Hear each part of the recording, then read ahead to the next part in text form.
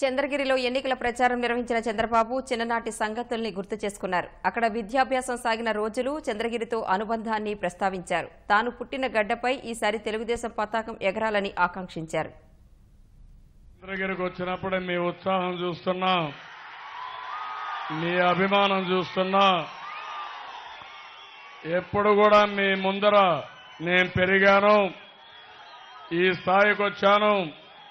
చంద్రగిరి ప్రజానీకాన్ని ఎప్పుడు కూడా నా జీవితంలో మరిచిపోలేను. ఇది నా జన్మభూమి. పాత రోజులన్నీ గుర్తొస్తున్నాయి. ఈ స్కూలుకు రావడం, మా ఊరి నుంచి నడిచి వచ్చిన రోజులు కూడా మళ్ళా ఒకసారి గుర్తొస్తున్నాయని చెప్పి కూడా నేను మీకు తెలియజేస్తున్నా.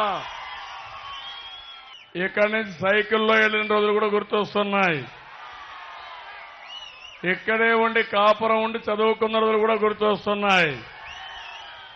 అవన్నీ చూస్తే నా బంధువుల్ని చూసి ఎంత ఆనందపడతానో, మిమ్మల్ని చూస్తా ఉంటే అంత ఆనందం ఉంది నాకు. ఇక్కడే స్కూల్ ఉంది, నేను అక్కడ చదివా. క్లాస్ రూములు కూడా జ్ఞాపకం వస్తున్నాయి. ఏ క్లాస్ రూమ్లో కూర్చున్నానని. దాన్ని అప్పుడు శివప్రసాద్ కూడా నా క్లాస్మేట్ ఈయన, ఇప్పుడు ఎంపీలో క్లాస్మేట్ అయ్యాడు. ఆ స్కూల్లో ఒక మోడల్ స్కూల్గా చేస్తా, ఏం కావాలన్నీ చేస్తా, ఒక ఆదర్శ పాఠశాల చేస్తాను.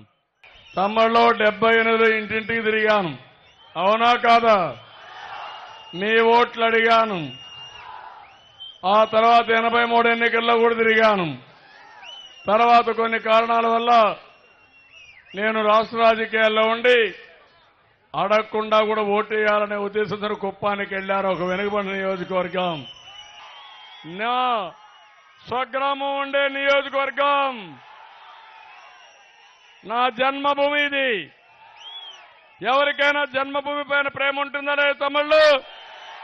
ఇప్పుడు అడుగుతున్నా, గెలిపిస్తారా లేదా? ఇంటికి ఒకరు తయారవుతారా? ఇది ఒక సందేశంగా తీసుకుంటారా? నమ్మకమేనా? అయితే నమ్ముతున్నా.